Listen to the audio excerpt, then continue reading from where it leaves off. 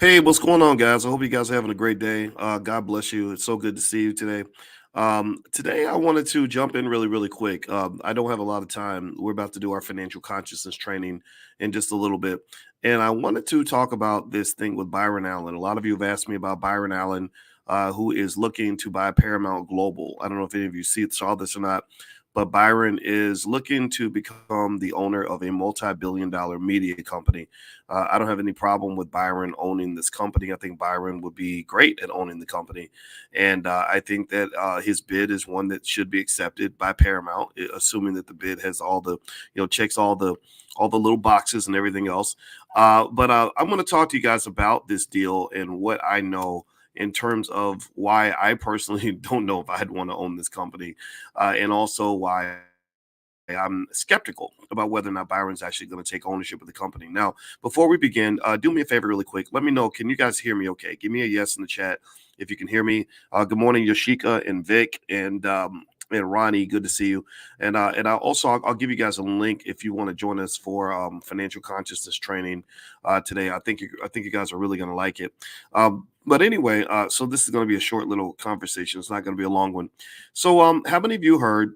Give me a yes or no. How many of you heard that Paramount Global is that Byron Allen just made a big bid for Paramount Global? He literally bid, I want to say it was like $13 billion or something plus the debt, or maybe it's 14 billion or something like that. But it's almost close to $30 billion total.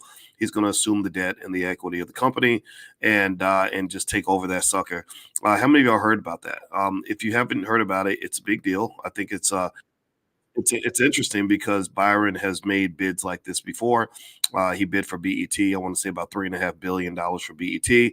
He bid for Disney, and he's bid for ABC. Well, not for Disney. Sorry, he bid for ABC, which is owned by Disney. Well, anyway, here's my take on this. I'm going to be honest with you.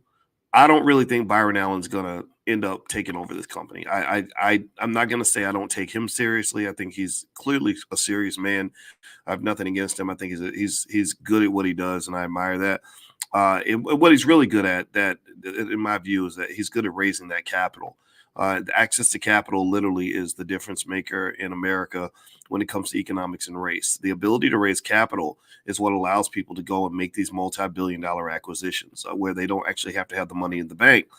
The bank just gives them the money, and then the bank allows them to go run the company and make a profit from the excess cash flow that comes from the operation. So, if you want to know what the biggest racial issue is in America in terms of why Black people don't own big multi-billion-dollar companies like Byron Allen does, is we don't have access to capital as a community. I know a lot of people, if you gave them $10 billion in funding, they could go out and take over, the Dallas Cowboys or whatever, right? So access to capital is the big difference maker. If Elon Musk never had access to capital, Elon Musk wouldn't be Elon Musk. Elon Musk would be, some engineer working for some big company or something. He'd be a Google scientist or something.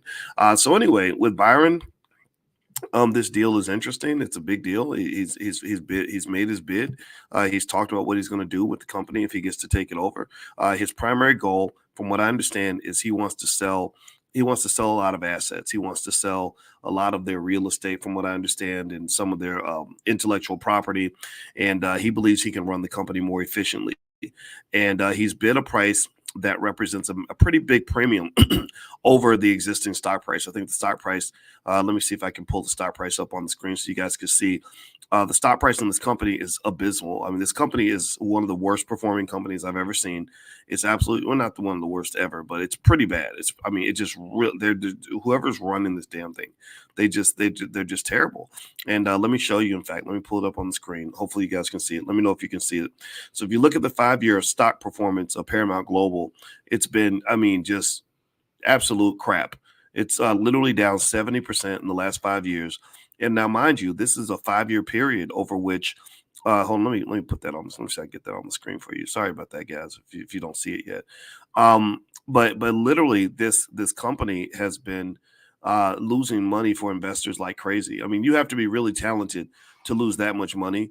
But they found a way to do that. I don't know how. Here we go. I finally got on the screen. Sorry about that. And if you're listening on Spotify, just imagine a graph that's like blood red because the company is losing insane amounts of money. So this company's lost 70% of its shareholder value in the last 5 years.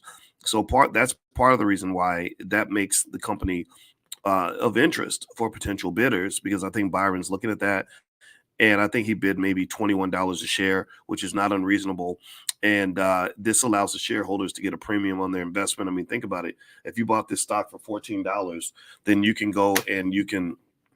I'm not on camera, babe. You can go and you can go and actually purchase this stock for 14, and Byron's going to buy it for 21.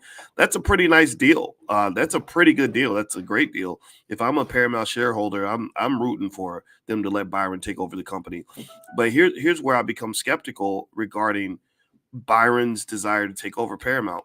A couple of reasons. One, Byron has had a lot of failed bids from major companies lately. I don't know all the details in terms of why his bids are not getting accepted.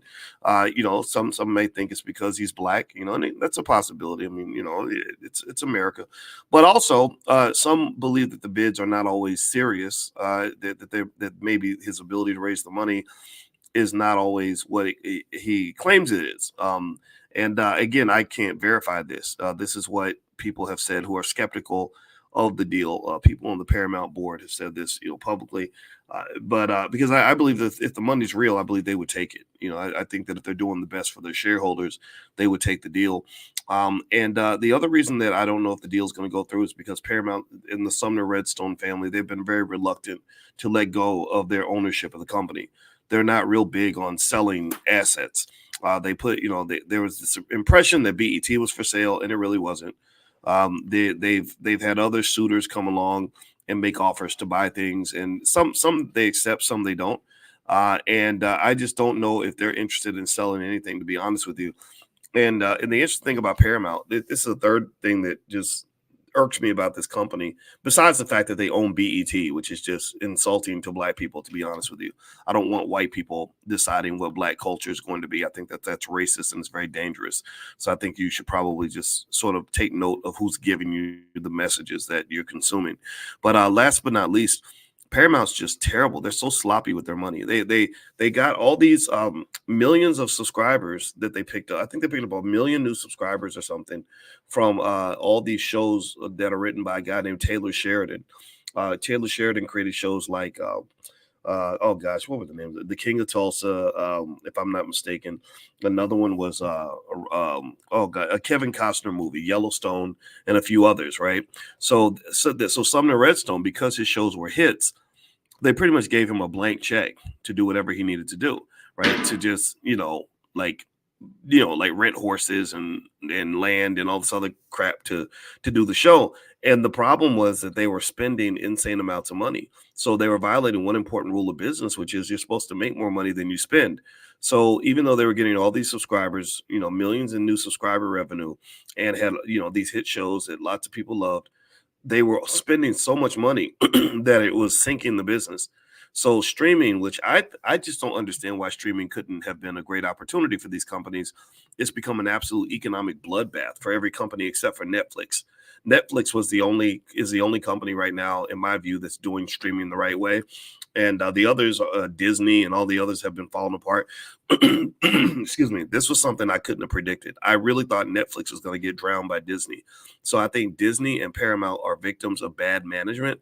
They're victims of boards that don't represent shareholder interests. They're victims of overspending and extreme financial overconfidence. Sometimes having access to too much capital is what they call the free cash flow problem. In finance, we call that the free cash flow problem. The free cash flow problem is what you see when you see rappers going to the club and throwing money in the air. Anybody ever seen that and thought about how stupid that is, that a rapper would go to the club and put $100 bills in stripper thongs and throw money in the air and buy $1,000 bottles of liquor? Anybody ever seen that and just thought about how dumb that is? Well, corporations do the same thing. They get so much access to capital, there's so much money sloshing around, that they just say, okay, we're going to go conquer this territory. We're going to go get market share by any means necessary. So they end up spending money like idiots, like crazy rappers. And then next thing you know, the company ends up sinking Paramount is an example of this, and the shareholders have paid the price. If I was a shareholder, Paramount, long-term shareholder, I'd be suing their asses because the way they've run that company has been absolutely terrible. And I think Byron Allen, if he took over this company, I think that what Byron would do is probably sell off a bunch of the stuff, a bunch of their assets to generate cash flow, deal with some of that debt, and then he would run the company much more efficiently than it's being run right now. So honestly, if you want my 2 cents in terms of whether or not Byron would be a better chief of this company than the existing management, the answer is absolutely hell to the yes. But really, honestly, I love Byron, but that ain't even really a compliment because I think your 9-year-old could run this company better than the people that are running Paramount. Paramount is an absolute mess, in my opinion. And I thank the Lord Jesus, I think white Jesus, black Jesus, and baby Jesus that I never bought shares in this company because this company's on its way down. I haven't even talked about the death of linear television, but we could talk about that later. So anyway, I got to go. We're doing financial consciousness training this morning. I told you guys I'd share the link in the chat. I don't actually have the link in front of me, so I actually technically told you a story. But here's what I can promise you. Do me a favor. Text the word stock, STOCK, to 87948. Text the word stock, STOCK, to 87948, and I'll send you a link that will invite you to join our financial consciousness training at a 90% discount. So text the word stock to 87948, and I'll invite you in. We're covering my book, The 10 Commandments of Black Economic Power, which is an Amazon bestseller.